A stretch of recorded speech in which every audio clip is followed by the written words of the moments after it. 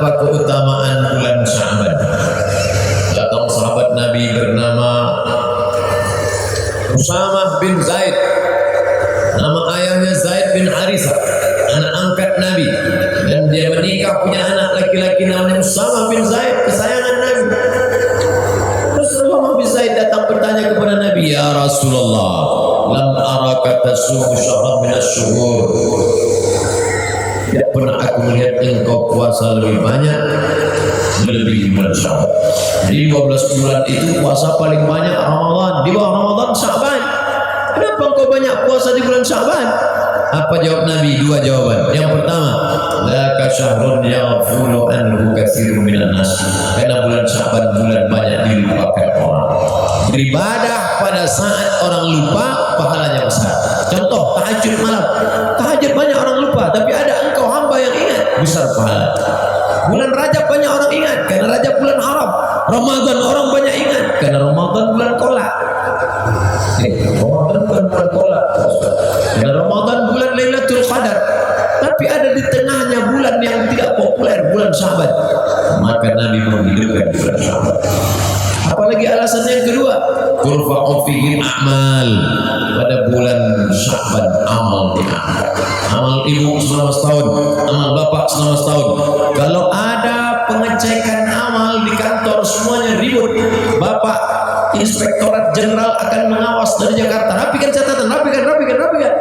Bapak BPK Badan Pengawas Keuangan akan datang. Mana catatan lengkap?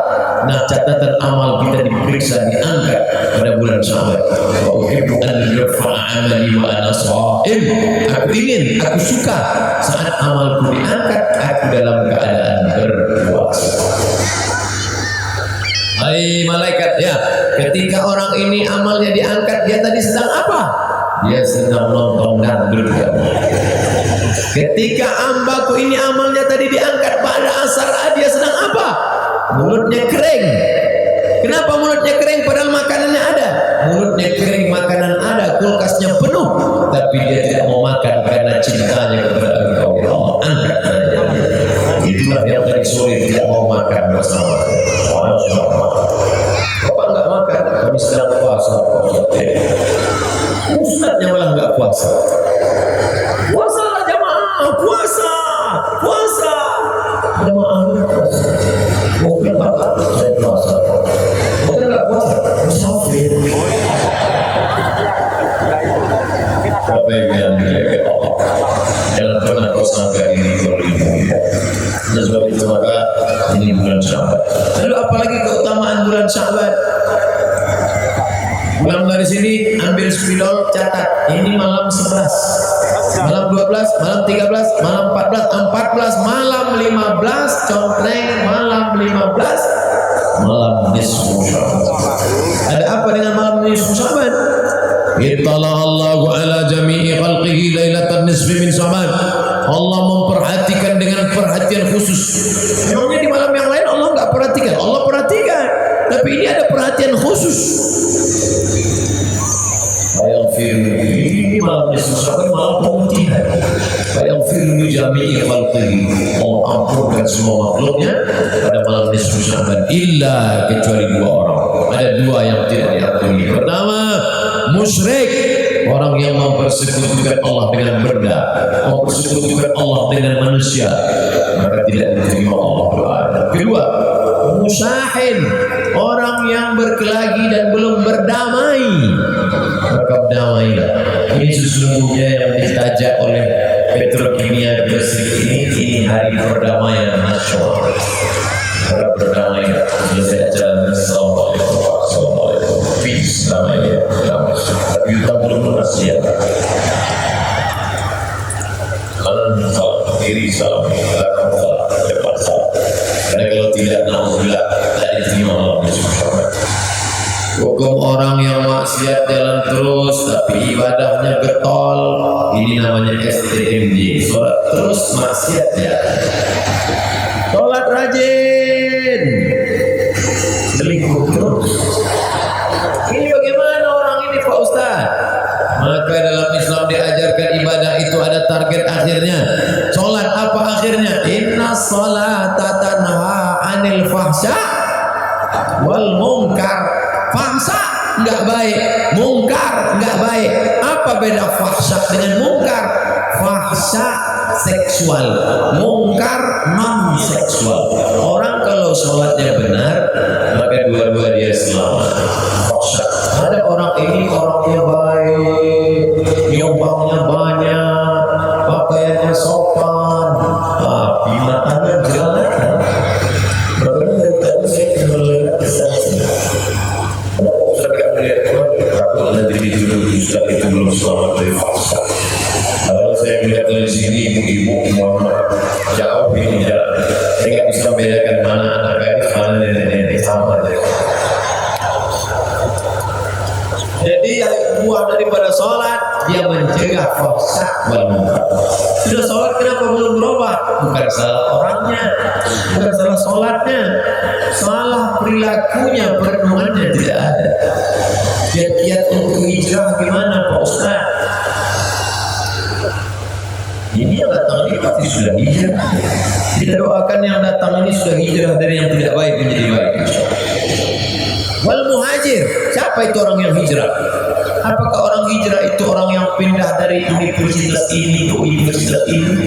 Apakah orang hijrah itu pindah dari kampung ini ke kampung ini? Wal muhajir, orang yang hijrah, man hajara manahallahu an, orang yang meninggalkan yang dilarang Allah. Itu orang yang hijrah. Yang selama ini pakai narkoba berhenti, yang selama ini waktu kosongnya karaoke berhenti, yang selama ini nonton film India sama Korea agak berhenti, yang selama ini membicarakan aib orang lain kurangi, yang selama ini melakukan perbuatan yang tidak bermanfaat mulailah berhenti. Maka itulah orang yang hijrah, insyaallah. Maaf Pak Ustaz, apakah ada korelasi sholat berjamaah dengan persatuan umat? Mungkin dalam hal sok, ya, dalam hal sopnya harus lurus. La takhtalifu, jangan sopnya bengkok. Fakhtalafat qulubukum, hati kamu ikut bengkok. Bersop itu lurus ya lurus. Komit di ujung sajadah. Mana ujung sajadah? Di lurus. Saddul halal, tutup celah, jangan sampai ada celah. Karena kalau ada celah ada setan. Makanya dalam ukhuwah persaudaraan kita jangan sampai ada celah. Begitu ada celah agak longgar, setan masuk. Jangan ada setan ketiga. Kita harus filosofi sholat luar biasa. Kenapa urutan Al-Quran tidak sesuai dengan urutan turunnya?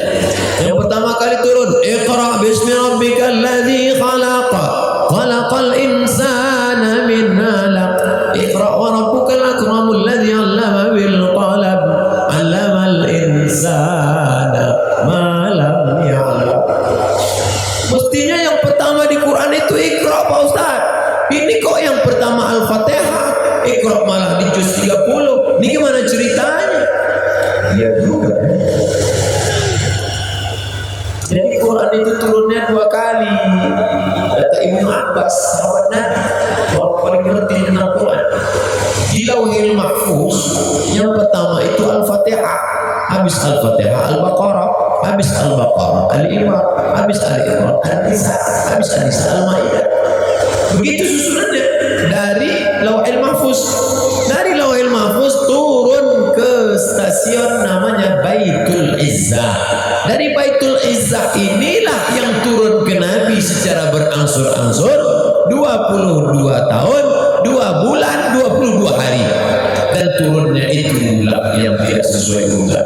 Turun pertama kali Iqra. Setelah itu Nabi kedinginan berselimut, turun ayat ya ayyuhal mudassir, hai orang yang berselimut. Untuk apa? Peringatkan kepada keluarga dekatmu sebelum orang lain kau ceramahi. Wa anzir ashiratakal aqrabin. Turunlah ayat itu begini kacau balau. Tapi kemudian menjelang Nabi meninggal, inilah mukjizatnya Al-Quran. Menjelang Nabi meninggal, Nabi membacakan Al-Quran kepada sahabat dan urutan susunannya dari Al-Fatihah, Al-Baqarah, Al-Imran, An-Nisa, Al-Maidah sampai ke An-Nas. Sahabat Nabi menghafal Al-Quran sesuai urutan surat yang sudah dihafal Nabi di sahabat. Jadi jangan bayangkan Quran itu turun sekaligus. Tidak. Tapi ada. Nanti kalau ada yang nanya, insya Allah Bapak Ibu adik-adik sudah bisa jawab. Ya, Quran yang pertama kali turun apa? Iqra. Coba baca Quran. Kenapa yang pertama kali Al-Fatihah? Oh, begini ceritanya. Ya, ini nggak baik. Kamu mau cerita? Enggak. Ini lebih tapi kemarin sudah semua.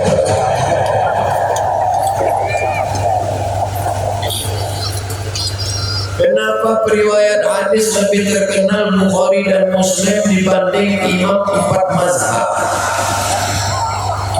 Pertanyaannya cerdas. Memang orang dekat ini bukan cuma tanamannya, otaknya juga subur. Di tempat lain ada pertanyaan. Opini petrokimia agresif, masya Allah. Kenapa yang terkenal Imam Bukhari? Kenapa bukan Imam Syafi'i? Kenapa bukan Imam Syafi'i spesialisasi bidang hukum? Apa makna fikih dalam hadis? Makanya dia fikih hadis. Di Arab, di Makroki, tapi kemudian disusunlah oleh ulama isinya sahih semua. Jadi sebenarnya apakah sebelum Imam Bukhari tidak ada ulama yang tahu tentang sahih? Ya. Tapi ketika mereka susun, ada yang mereka buat tidak sebutkan sanadnya, ada yang hadis itu mursal, ada yang hadis itu mu'allaq, ada yang hadis itu munqati', ada yang hadis itu mu'tal. Oleh sebab itu sanadnya tidak bersambung. Datanglah Imam Al-Bukhari menyebutkan sanad. Sanad itu apa, Pak Ustaz? Sanad itu adalah urutan silsilah riwayatan. Imam Bukhari paling bawah, meninggal 256 Hijrah. Dia dapat hadis itu dari mana? Dari Imam Abdullah bin Maslamah. Abdullah bin Maslamah dapatnya dari siapa? Malik bin Anas.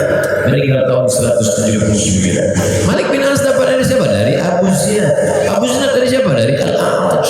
Al-A'raj dari siapa? Dari Abu Hurairah. Abu Hurairah dari siapa? Dari Nabi Muhammad SAW. Apakah Imam Malik tidak tahu? Itu tahu. Tapi Imam Malik dalam kitab Muwatta beberapa sanad dia buang karena dia bicara fikih, maka sanad tidak dia sebutkan. Lalu sanadnya mana? Datang Imam Ibnu Abdul Bar dalam kitab At-Tamhid, Imam fil Muwatta min al-Ma'ani wal Asanid. 40 tahun dia cari, ketemu sanad yang bersambung. Ternyata hadis yang dikatakan dhaif dalam Muwatta Malik, hadisnya tersambung. Jadi dalam masalah ilmu ini ada spesialisasi. Dalam bidang fikih, Hanafi, Maliki, Syafi'i, Hanbali. Dalam bidang pengumpulan kitab yang isinya sahih semua, Sahih Bukhari, Sahih Muslim, Sunan Abi Daud, Sunan Tirmidzi, Sunan Nasa'i, Sunan Ibnu Majah. Dalam masalah akidah, Imam Asy'ari, Imam Maturidi. Dalam masalah akhlak, Abu Hamid Al-Ghazali, Imam Junaid Al-Baghdadi. Jadi mereka sudah punya spesialisasi. Dan sekarang tempat kita orang punya spesialisasi. Pakar politik, pakar ekonomi, pakar semua diundang di acara TV. Pakar sama pakir dari TV. Pakar spesialisasi. Datanglah ibu-ibu hamil tua menggedor pintu orang. Wah, tolong buka pintu, Pak. Saya mau melahirkan anak, tolong. Iya, kenapa datang kemari? Karena di pintu bapak ada tertulis dokter. Mohon maaf, saya memang dokter, tapi dokter hewan. Jadi ada spesialisasi masing-masing. Jadi kalau dikatakan ini, ya bukan berarti dia tidak paham hadis, ya Pak. Apa yang harus kita ketahui tentang riba? Apakah kita harus menghindari riba? Ada 5 bahaya riba. Pertama, alladzina ya'kuluna riba, orang yang makan riba. La yaqumuna illa kama yaqumul ladzi yatakhabbathu syaitanu minal mas. Dia akan bangkit dari kubur seperti orang yang bangkit dari kerasukan setan. Kalau pernah Bapak Ibu melihat orang sahabat Nabi sudah dia bangkit dari kubur. 2, dia berdoa pagi, petang, siang, malam, Allahumma hadina fi man hadait. Allah tidak kabulkan doanya karena lidahnya makan haram. Diharamkan Allah mengabulkan doa dari lidah makan, kecuali lidahnya dua, satu untuk doa, satu untuk makan. 3, yang dia makan itu menjadi darah. Satu mangkok nasi berubah menjadi darah. Darah masuk ke dalam jantung, dari jantung menyembur naik ke otak. Isi otaknya haram, haram, haram, haram, haram. Untung Allah masih sayang. Kalau Allah tidak sayang, tertulis di situ riba. Allah masih sayang. 3, 4, nasi yang dimakan berubah menjadi darah, darah berubah menjadi daging, daging membalut tulang belulang. Ayyuma lahmin nabata min haramin, setiap barang haram dimasukkan ke dalam badan, fannaru aulabi, tempatnya api neraka. Tumbuh daging, tumbuh darah dalam badan, tempatnya api neraka. 5, duit riba dibawa umrah, menangis di pintu Ka'bah. Labbaik Allahumma labbaik, labbaik Allahumma labbaik. Apa kata malaikat? La labbaik wala sa'daik. Tidak ada panggilan, tidak ada kebahagiaan. Zaduka haram, karena kau berangkat dengan uang haram, kau berangkat dengan uang riba. Sebab itu alihkanlah ke bank syariah, bank konvensional. Tinggalkan riba, beralih ke bank syariah. Pak Ustaz, itu katanya bank syariah sama saja menuju syariah. Kita yang membangkitkan ekonomi umat ini, insyaAllah. Tempat saya nggak ada bank syariah Pak Ustaz, boleh nggak? Daripada tidak nanti di bawah bantal. Kamu khawatir maling? Saya nggak khawatir maling Pak Ustaz. Terus istri saya khawatir. Apa hukumnya meninggalkan sholat Jumat bagi para pekerja shift? Apa solusinya Pak Ustaz? Man taraka salatal Jum'ati, siapa yang meninggalkan sholat Jumat serasa maratin 3 kali berturut-turut tahawunan, karena menyepelekan, bukan karena ada alasan uzur, karena sepele, taballahu ala qalbi, Allah mengunci hatinya. Kebetulan pas sholat Jumat kita satu kantor ada kawan yang non muslim. Oh saudara, kau mungkin memang bukan saudaraku satu akidah, tapi kau adalah saudaraku dalam satu negara kesatuan Republik Indonesia. Oh, kamu tiba-tiba baik hari ini, tolong kau ganti Jumat. Oke, tapi nanti kalau kebetulan hari Ahad, hari Minggu kau ganti aku juga. Ya, begitu indahnya persaudaraan. Dari tidak ada Pak Ustaz, semua pegawainya muslim. Ini kalau kita tidak jaga nanti bisa hilang, bisa kemalingan. Oh, kalau begitu ada boleh. Dan jangan tiap-tiap Jumat ini saja. Jumat depan datang mendengarkan khutbah. Jangan sampai telinga tidak mendengarkan wasiat sampai satu pekan. Orang yang sudah meninggal dunia di alam kubur, adakah siksa dan pahala? Ada. Mana dalilnya? Nabi lewat di suatu makam, Nabi ambil pelepah korma, Nabi belah menjadi 2, Nabi tusukkan ke makam. Kenapa engkau tusukkan ke makam ya Rasulullah? Innakuma la yu'adzabani, ini isi 2 makam ini sedang diazab. Wa ma yu'adzabani fi kabir, mereka diazab bukan karena dosa besar. Yang satu ini diazab kenapa? Yamshi bin namimah,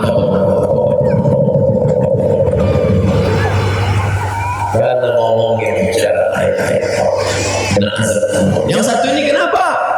Lam yastabri, enggak cebok. Oleh sebab itu kemana-mana ke luar negeri, karena biasanya WC mereka tidak ada airnya, maka bawa botol gelap untuk cebok. Saya lihat kawan saya nggak bawa botol. Kalau ada keran kamu nggak cebok. Apa itu tisu basah? Basahnya tisu 3 kali keras. Tisu juga. Oleh sebab itu maka ini kita jaga. Makanya sebelum salam, Allahumma inni a'udzubika min azabi jahannam wa min azabil qabri wa min fitnatil mahya wal mamat wa min syarri fitnatil masiihid dajjal. Makanya kalau lewat makam mulutnya jangan diam saja, tapi ucapkanlah salam, mendoakan orang yang ada di makam. Assalamualaikum ya ala diyar minal mu'minin wa ila insyaallah bikum lahiqun yarhamullah mustaqdimin wal mustaghfirin wa sallallahu alaihi wa lakumul afiyah. Dalam dari sini kami pun akan berziarah, tidak langsung pulang. Kenapa? Masa Ustaz ziarah? Ya tidak ziarah secara langsung, lewat makam kanan kiri nampak batu nisan. Assalamualaikum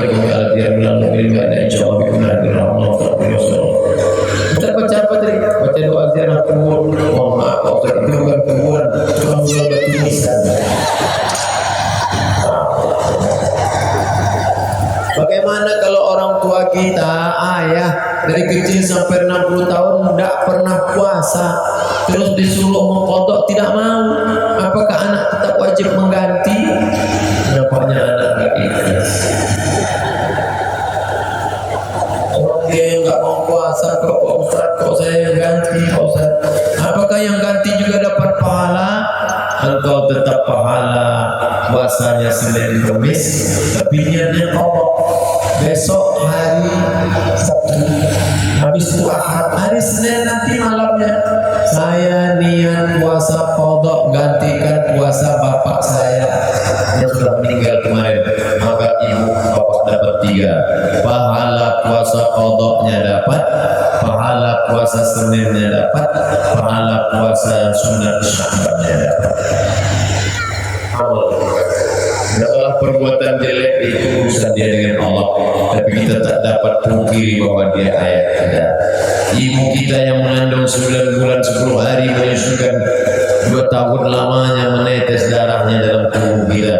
Andai kita mau balas, kau gendong dia dari Surabaya ke Makkah bolak-balik, belum tentu dapat menembus 1 jeritannya saat melahirkan engkau. Tips bangun subuh tepat waktu gimana Pak Ustaz? Beli jam wake. Pulang dari sini, mudah-mudahan toko jam Gresik masih buka. Beli 1 jam. Ustaz sendiri, saya pakai 3. HP 1, HP 2. HP yang 1, HP jadul.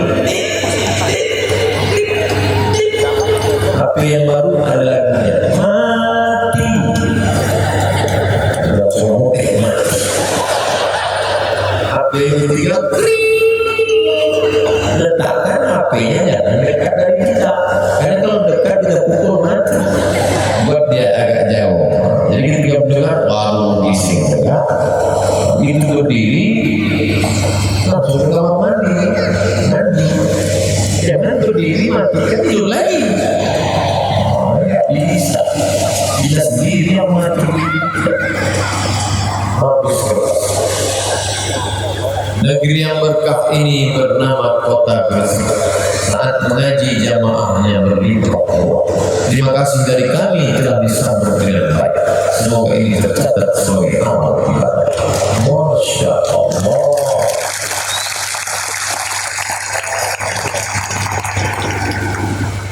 Itu harus dibalas. Saya nggak mempersiapkan pantun. Anak raja pergi berkemah. Pergi berkemah mengelakkan badan. Sudah lama pergi selama, baru ini tidak pernah sekali.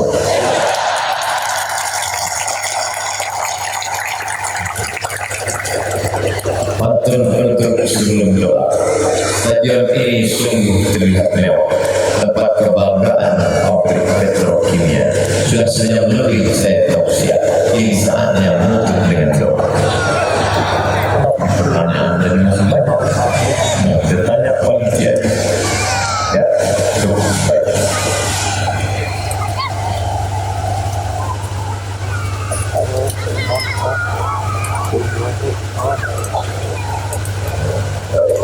Saya baca tausiah, saya baca doa tausiah. Selesai itu Bapak Ibu jangan pulang dulu, karena kotak-kotak dari sahabat-sahabat Aceh tetap berkeliaran. Maka keluarkanlah dompet dari bagi-bagi sahabat. Dalam hati ini untuk niat yang baik. Al-Fatihah. A'udzu billahi minasy syaithanir rajim. Bismillahirrahmanirrahim. Alhamdulillahi rabbil alamin. Ar-Rahmanir Rahim. Maliki yaumiddin. Iyyaka na'budu wa iyyaka nasta'in. Ihdinas siratal mustaqim. Siratal ladzina an'amta 'alaihim ghairil maghdubi 'alaihim waladdallin. Amin. A'udzu billahi minasyaitonir rajim. Bismillahirrahmanirrahim. Alhamdulillahi rabbil alamin. Wassalatu wassalamu ala asyrofil anbiya'i wal mursalin. Sayyidina wa maulana Muhammadin wa ala alihi wa ashabihi wa man tabi'ahum ila yaumiddin. Ya arhamar rahimin. wahai Engkau yang Maha Kasih dan Sayang, irhamna, curahkan rahmat kasih sayang untuk kami semua yang hadir di majelis ini ya Allah, maupun saudara-saudara kami yang mendengar dari jarak jauh ya Allah. Allahumma anzil rahmat wa salamat wa sakinat wa barakah, turunkan ke hati kami ketenangan, barakah dan kebaikan-kebaikan rahmat darimu ya Allah. Allahumma a'inna, tolong kami ala zikrika, supaya hati kami ini selalu berzikir denganmu, wa syukrika, selalu bersyukur kepadamu, wa husna ibadatik, selalu beribadah dengan ibadah yang terbaik padamu ya Allah. Ya muqallibal qulub, wahai Engkau yang membolak-balikkan hati, sabit qulubana, kokohkan hati kami ala dinik, dalam agamamu, wa ala ta'atik, dalam ketaatan kepadamu ya Allah. Allahumma akhtim lana bi husnil khatimah, tutup umur kami dengan husnul khatimah, wa la taqtim alaina bi su'il khatimah, jangan tutup umur kami dengan su'il khatimah.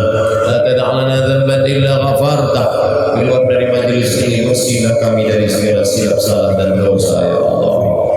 Wala aiban illa satartah, segala aib cacat kekurangan kami tutupilah ya Allah. Wala maridan illa syafaitah, dan Kau uji dengan penyakit, angkat penyakit dan berikan kesembuhan ya Allah. Wala mayyitan illa rahimtah, yang meninggal dunia curahkan rahmat dan kasih sayang ya Allah. Wala raghiban illa anjabtah, yang sudah menikah berikan mereka anak yang saleh dan salihah.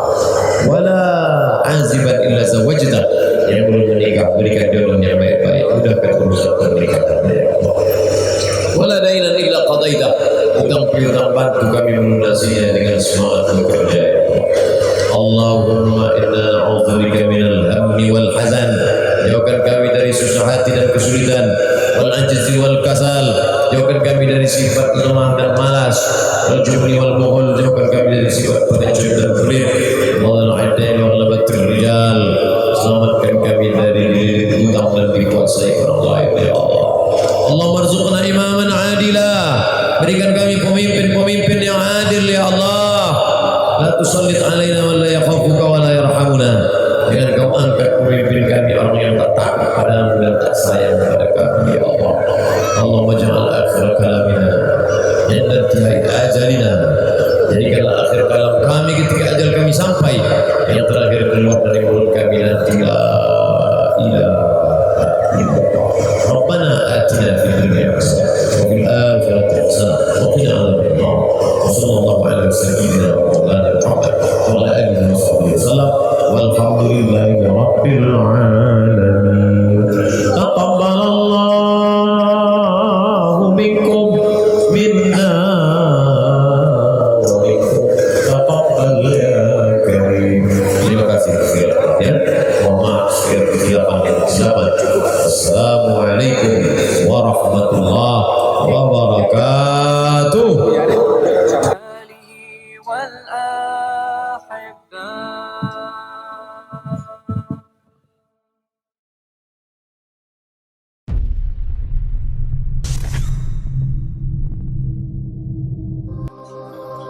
Bismillahirrahmanirrahim. Assalamualaikum warahmatullahi wabarakatuh.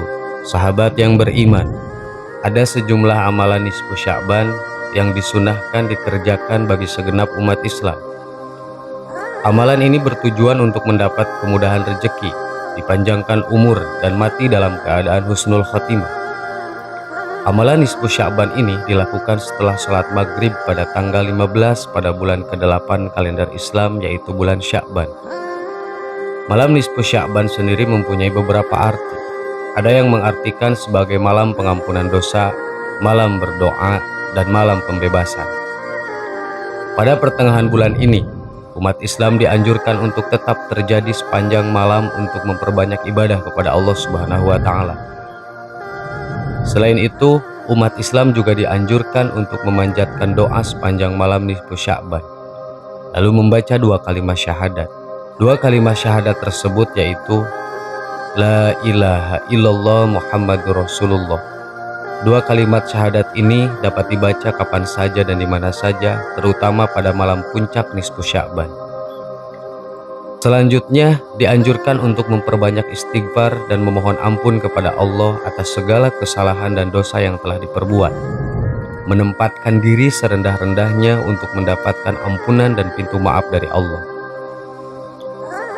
Ada 3 amalan khusus yang disunahkan kepada umat Islam saat malam nisfu Sya'ban, yaitu mengerjakan sholat sunnah, membaca Yasin, dan memanjatkan doa nisfu Sya'ban. Berikut penjelasannya. 1. Sholat sunnah 2 rakaat. Setelah sholat maghrib disunahkan melaksanakan sholat sunnah 2 rakaat pada pertengahan bulan Sya'ban. Pada rakaat pertama dianjurkan membaca surat Al-Kafirun, sedangkan pada rakaat selanjutnya membaca surah Al-Ikhlas. Pada pendapat lain disunahkan membaca surat Al-Ikhlas 6 kali di tiap rakaatnya. 2. Membaca surah Yasin 3 kali. Setelah melaksanakan sholat sunnah tersebut, disunahkan membaca surat Yasin 3 kali. Pada bacaan pertama diharapkan untuk dipanjangkan umurnya. Bacaan kedua diharapkan untuk diluaskan rezekinya. Lalu pada bacaan terakhir diharapkan agar meninggal secara husnul khotimah. 3. Membaca doa nisfu Sya'ban. Allahumma ya dzal mani wa la yamannu alaika ya dzal jalali wal ikram ya dzat tauli wal in'am la ilaha illa anta jahrul lazin wa zarul mustazirina wa ma'manal khaifin.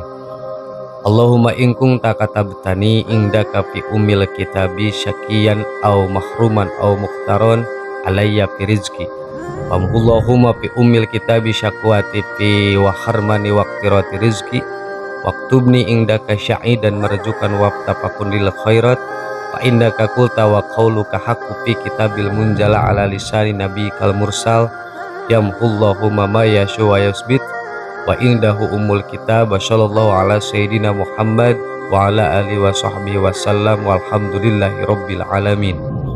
Artinya, wahai Tuhanku yang maha pemberi, engkau tidak diberi. Wahai Tuhan pemilik kebesaran dan kemuliaan, wahai Tuhan pemberi segala kekayaan dan segala nikmat, tiada Tuhan selain engkau. Kekuatan orang-orang yang meminta pertolongan, lindungan orang-orang yang mencari perlindungan, dan tempat aman orang-orang yang takut.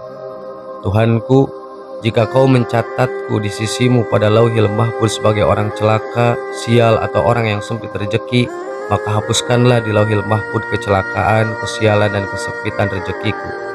Catatlah aku di sisimu sebagai orang yang mujur, murah rezeki, dan taufik untuk berbuat kebaikan, karena engkau telah berkata sementara perkataanmu adalah benar di kitabmu yang diturunkan melalui ucapan Rasul utusanmu.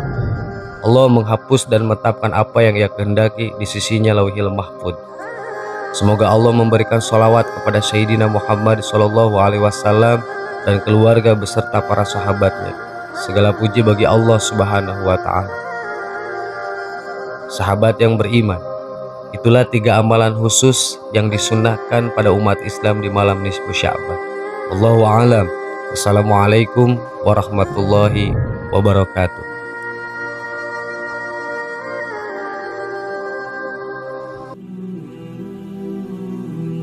Bismillahirrahmanirrahim. Assalamualaikum warahmatullahi wabarakatuh. Sahabat yang beriman, kematian merupakan sebuah kepastian yang pasti akan terjadi pada setiap makhluk ciptaan Allah Subhanahu wa Ta'ala. Sehingga ketika ajal menjemput kita tidak bisa berlari, menghindar, atau bahkan bersembunyi. Sekalipun kita belum siap menghadapi ilahi, masih bergelimang dosa, dan belum sempat bertaubat, namun ketika telah tiba masanya, ajal akan tetap menjemput tidak peduli apapun. Inilah yang dialami oleh lelaki ini, di mana kematian menjemputnya saat ia dalam kondisi yang tidak siap. Dalam sebuah riwayat dikisahkan bahwa suatu hari Rasulullah SAW sedang duduk bersama para sahabat. Tiba-tiba seorang anak mendatangi Rasulullah sambil menangis. Peristiwa itu sangat mengharukan Rasulullah SAW yang sedang duduk bersama-sama sahabat yang lain. "Mengapa engkau menangis, wahai anakku?" tanya Rasulullah. "Ayahku telah meninggal, tetapi tiada seorang pun yang datang melayat. Aku tidak mempunyai kain kafan. Siapa yang akan memakamkan ayahku dan siapa pulang yang akan memandikannya?" tanya anak itu. Segeralah Rasulullah memerintahkan Abu Bakar dan Umar untuk menjenguk jenazah itu. Betapa terperanjatnya Abu Bakar dan Umar. Mayat itu berubah menjadi seekor babi hutan. Kedua sahabat itu lalu segera kembali melapor kepada Rasulullah SAW. Maka datanglah sendiri Rasulullah SAW ke rumah anak itu. Didoakan kepada Allah sehingga babi hutan itu kembali berubah menjadi jenazah manusia. Kemudian Nabi menyembahyangkannya dan meminta sahabat untuk memakamkannya. Betapa herannya para sahabat ketika jenazah itu akan dimakamkan berubah kembali menjadi babi hutan. Melihat kejadian itu, Rasulullah menanyakan kepada anak itu, "Wahai anak muda, apa yang telah dilakukan oleh ayahmu sewaktu dia di dunia dulu?" Maka berkatalah pemuda itu, "Sebenarnya semasa hidupnya ayahku ini tidak mau mengerjakan sholat." Kemudian Rasulullah bersabda kepada para sahabat, "Wahai para sahabatku, lihatlah keadaan orang yang meninggalkan sholat. Kelak di hari kiamat ia akan dibangkitkan oleh Allah seperti babi hutan yang hitam." Kemudian dalam riwayat lainnya, diceritakan pada masa kepemimpinan Abu Bakar As-Siddiq radhiyallahu an bahwa terdapat seorang lelaki yang meninggal dunia. Ketika mereka akan mensolatkan jenazah itu, tiba-tiba kain kafannya bergerak, sehingga mereka pun membuka kain kafan itu. Dan terkejutlah semua yang hadir karena melihat ada seekor ular yang sedang membelit leher mayat tersebut serta memakan daging dan menghisap darahnya. Semua orang yang hadir pun berusaha untuk membunuh ular tersebut. Akan tetapi tiba-tiba ular itu berbicara seperti manusia. Ular tersebut berkata, "La ilaha illallah Muhammadur Rasulullah. Mengapa kamu sekalian hendak membunuhku? Aku tidak berdosa dan aku tidak bersalah. Allah Subhanahu wa Ta'ala yang memerintahkan kepadaku supaya menyiksa jenazah ini hingga sampai hari kiamat nanti." Lantas para sahabat pun bertanya, "Apa kesalahan yang telah dilakukan oleh jenazah ini?" Maka berkatalah ular tersebut, "Dia telah melakukan kesalahan. Di antaranya adalah apabila ia mendengar azan, dia tidak mau datang untuk sholat berjamaah. Ia tidak mau mengeluarkan zakat hartanya, dan dia tidak mau mendengarkan nasihat para ulama. Maka inilah balasan untuknya." Sahabat yang beriman, kedua kisah ini hanyalah sedikit dari kisah tentang balasan dari Allah terhadap orang-orang yang sengaja meninggalkan sholatnya tanpa alasan yang dibenarkan. Dan kelak di akhirat orang-orang seperti ini akan memperoleh siksaan yang jauh lebih mengerikan daripada siksaan yang ditampakkan oleh Allah di dunia. Na'udzubillahi min dalik, summa na'udzubillah. Semoga kita semua senantiasa menjadi bagian dari orang-orang yang mendirikan sholat. Amin ya rabbal alamin. Wallahu a'lam. Wassalamualaikum warahmatullahi wabarakatuh.